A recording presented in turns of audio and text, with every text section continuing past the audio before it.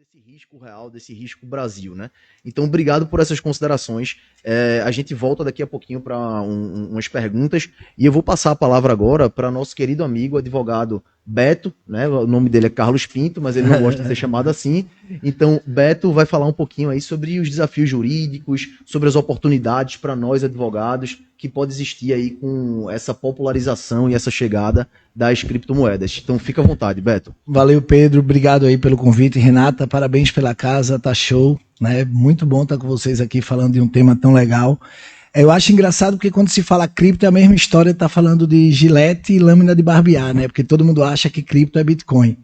E óbvio que entender isso é a gente perceber que a cripto é uma variação do blockchain que, de certa forma, ele trouxe diante do emaranhado da rede com que ele disponibiliza algo descentralizado, uma segurança que é notória para qualquer segmento, né? Existem cartórios, como em João Pessoa, que é todo montado em blockchain, todo estruturado em blockchain, que traz uma segurança fidedigna àquela relação, àquela situação jurídica que está se falando.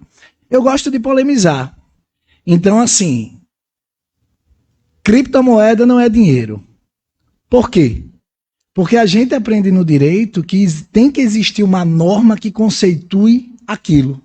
Não existe na legislação nada que estabeleça que uma criptomoeda é dinheiro, apesar de nós chamarmos de uma e-coin. Ela surgiu numa situação de fato em 2008, onde é totalmente especulativa. E como é que dentro de um ordenamento a gente pode tangibilizar algo que não se vê? Mas aí também, se é para polemizar, quem me garante que alguém, quando eu transfiro o meu dinheiro do Itaú para o Banco do Brasil, pega uma sacolinha lá no Banco do Itaú e leva para o Banco do Brasil? São apenas números que aparecem e que a gente não tem certeza que houve a transferência.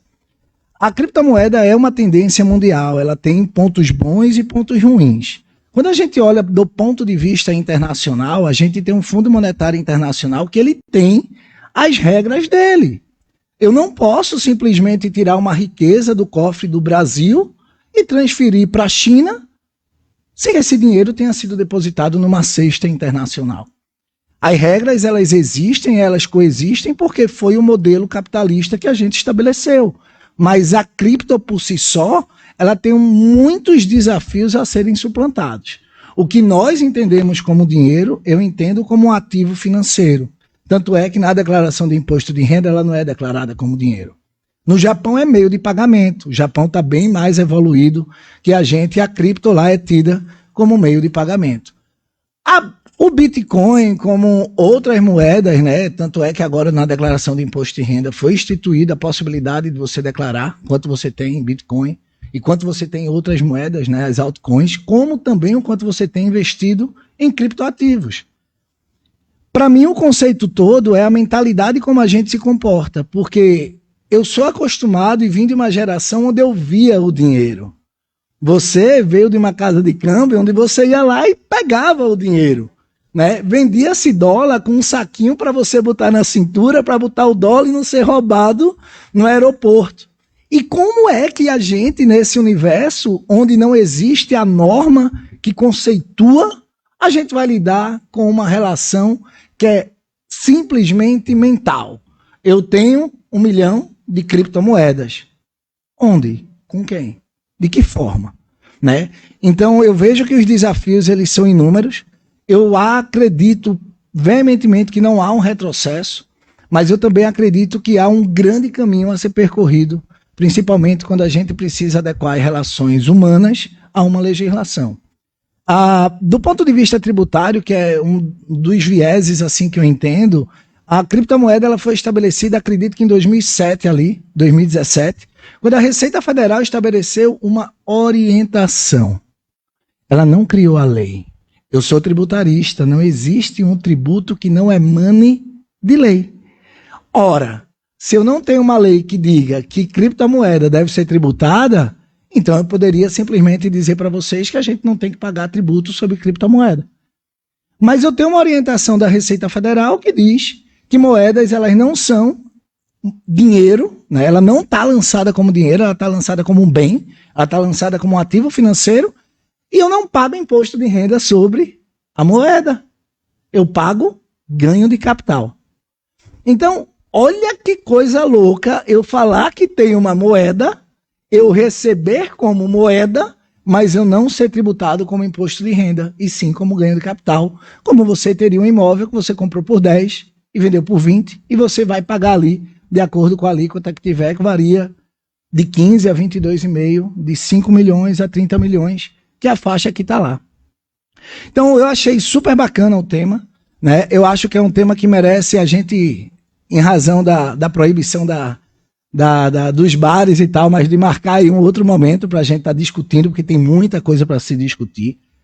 Eu vejo que tem realmente uma grande dificuldade em se estabelecer entre o caráter da legalidade e o caráter da ilegalidade. Há uma linha muito tênue, mas isso não impede o pagamento do tributo. Né? É engraçado isso daí, como é antagônico, mas, cara, jogo do bicho é uma contravenção, ganha no bicho que tu vai pagar imposto de renda.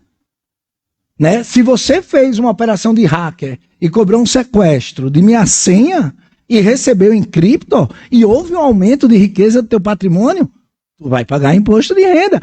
Pouco me importa se foi legal, se foi lícito ou ilícito. Né? Então, é um caminho árduo, é um caminho que a gente vive, é um caminho que eu estava até fazendo uma analogia. Eu tenho 41, né? Então eu vim de uma época em onde se dirigia sem cinto de segurança. Usar o cinto de segurança, para mim, eu tinha todas as desculpas. Cara, me dá calor, porque aperta meu peito, porque botava por trás. Mas vocês que são mais jovens nasceram usando o cinto de segurança. E não sofreram com essa mudança comportamental. E o que define uma sociedade evoluída não são as regras que a legislação estabelece, mas a mentalidade com que os nossos legisladores criam as normas e as diretrizes. Cripto não é moeda definitivamente, porque ainda não existe uma lei que a defina como moeda, mas é sim uma ordem de riqueza, é sim algo que faz total sentido estar trafegando pelo mundo. Precisa-se ter muito cuidado em razão de tudo isso, até porque não é porque eu recebi a cripto nos Estados Unidos que eu não vou pagar tributo, né? Eu tenho um prazo para cobrar. Os traders que trabalham aí fazendo day trade, eles precisam estar muito atentos, porque todo mês ele precisa estar declarando de fato, né, o quanto ele lucrou. Fala-se que não precisa declarar os valores acima de R$5.000, mas eu, como tributarista, eu diria, cara, declara, porque é melhor pecar por excesso do que pecar por falta, né? Então, se você está lidando com aquilo, está ganhando com aquilo, é interessante você todo mês estar fechando ali o seu volume e pagando a DAF, não deixar acumular no final do ano, mas no final do ano tem que ter o ajuste e você dizer o quanto você tem de cripto. Um conceito muito interessante é de você ter sempre muito bem lastreado como é que você vai ter a segurança da transação que você está fazendo. Principalmente para quem você paga. Porque você, obviamente, sabe lá no banco que você tem uma série de obrigações que no direito tributário a gente chama de obrigações acessórias. São obrigações que ajudam a Receita Federal a estabelecer a malha fina e cruzar quem recebeu e quem pagou. Então, ter lastreado toda essa documentação de quem você comprou, para quem você vendeu, de qual exchange você comprou, para onde você transferiu, é uma orientação que a gente precisa ter e que a gente precisa estar muito atento. Então, todas essas, digamos assim, todo esse oceano que eu não falaria nem azul e nem vermelho, mas um oceano inexplorado, cabe a nós, que somos aventureiros e exploradores, desbravar esse caminho ainda muito indefinido, para compreender que as leis elas emanam sempre de um ato falho da sociedade. Né? Alguém inventou uma lei de não matar porque alguém matou. Não é verdade? Sempre tem um fato que antecede a lei. O fato já está aí, tecnologia. E a tecnologia, para mim, é a locomotiva do passado. Por onde ela passa, ela leva desenvolvimento, cultura e uma série de coisas, porque ela conecta pessoas. Então, parabenizo você pelo tema super bacana. Me senti muito honrado de conhecer vocês dois, porque realmente é um tema que vale super a pena. Né? Fico envaidecido de saber que tem um banco do porte do teu, que está crescendo dentro do estado de Pernambuco, e logo em breve um unicórnio aí, quiçá, né? Vamos usar os termos jurídicos que nos cabem, né? Apesar da gente estar falando de tecnologia, Mas eu fico muito agradecido pelo convite e espero que estejamos em breve novamente aqui fazendo um evento presencial, porque a casa está muito bonita. Mais uma vez, parabéns e obrigado. Obrigado mesmo. Beto, obrigado pela participação, obrigado pelas palavras.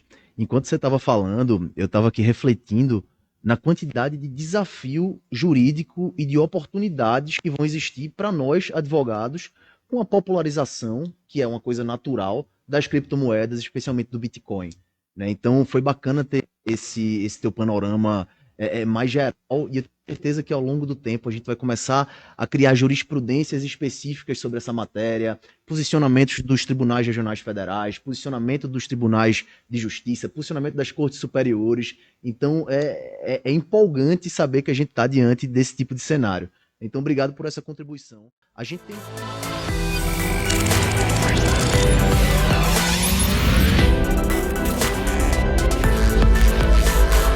Carlos Pinto, Advocacia Estratégica.